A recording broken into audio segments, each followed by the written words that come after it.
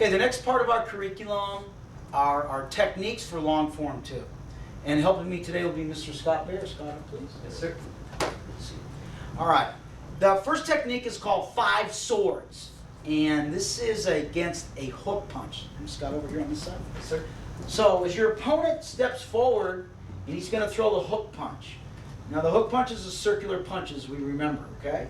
Well, as he steps forward, go ahead, I step forward as well and do a double arm block. Now notice when I'm blocking, I'm below his elbow and above his elbow, just to block it strong. Now I throw and execute a chop with that right hand right to the neck.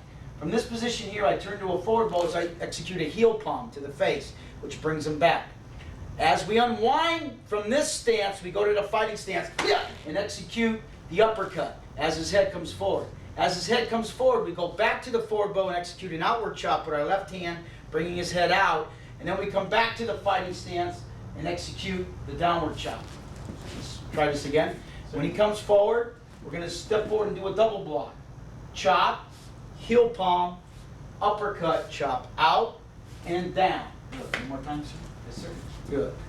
Double block, chop, heel palm, uppercut, out and down. Turning your hips is essential. Now the reason this is called 5 swords because originally it was done with just open hands. I'll show you what that looks like. Open hands. 1 sword, 2 swords, 3 swords, 4 swords, and 5 swords. And in Kempo we kind of change it up a little bit. Instead of doing the eye poke, we do the heel palm and then the uppercut. Okay, let's just take a look at it at like maybe normal speed. Sir. Good. Let's look at it from this angle now. Sir. Step forward with the other punch. Block, chop, heel palm, uppercut, chop out, chop down. 5 swords.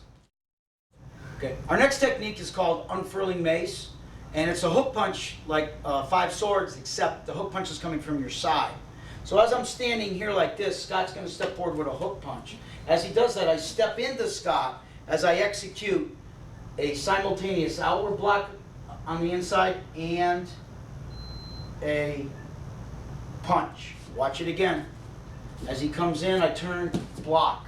Okay, from here, I follow his arm down with my top hand and punch him in the jaw. Then I follow that arm back as I hit him low to the ribs. From this position here, if I have to take an adjustment, I take an adjustment up and I kick with my shin coming down on his knee, which brings him down like so. Let's try it again. So from this position here, he steps in, block and punch.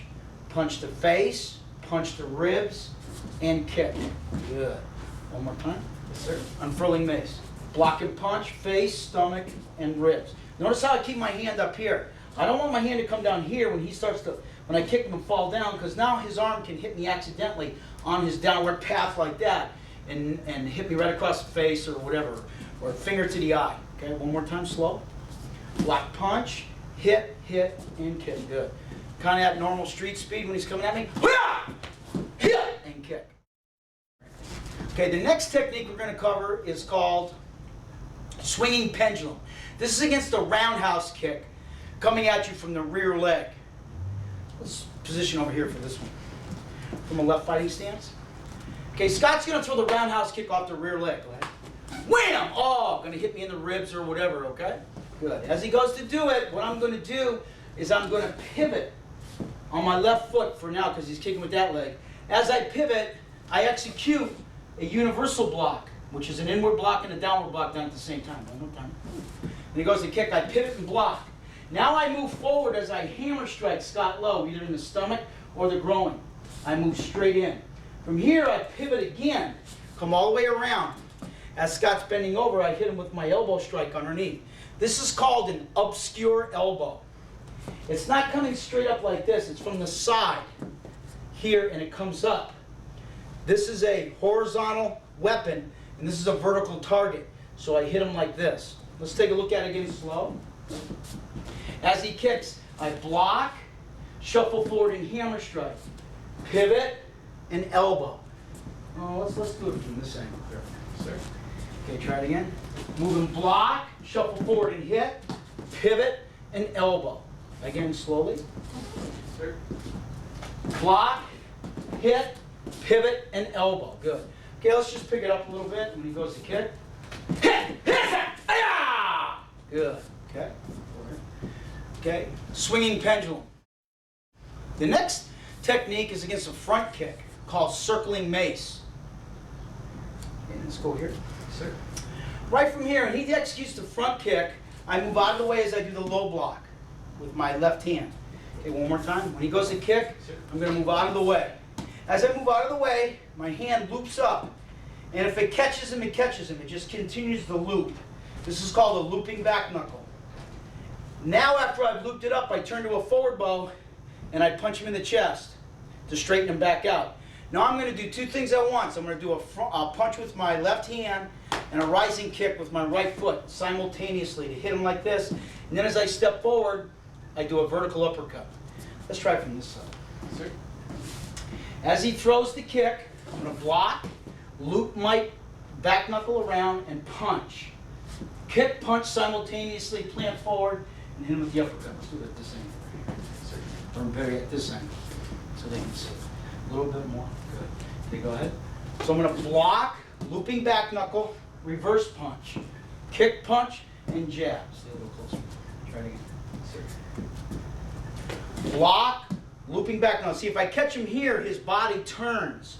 So as I do this, and he starts to turn, I'm going to punch him here in the chest, which straightens him back out. As soon as he straightens out, I'm going to hit him here.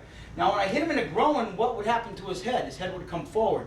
So that's why I hit him in the face and the groin simultaneously. It's kind of like sticks him right there, his chin sticking up, boom, and I hit him with that uppercut. Let's pick it up a little bit. Sir.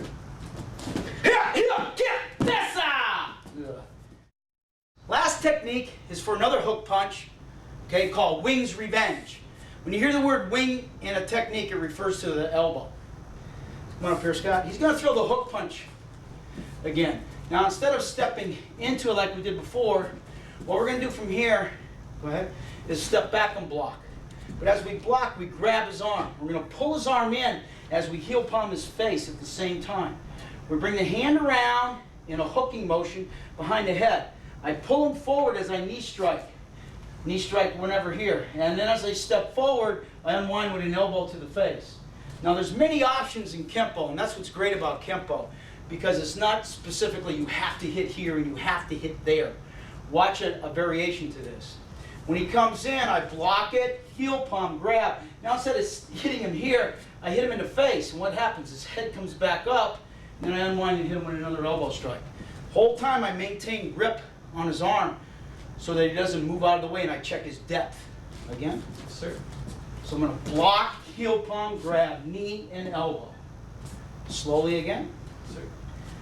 Block, heel palm, grab, knee, and elbow. Okay, let's pick it up a little bit. Okay. 5 techniques. Thank you.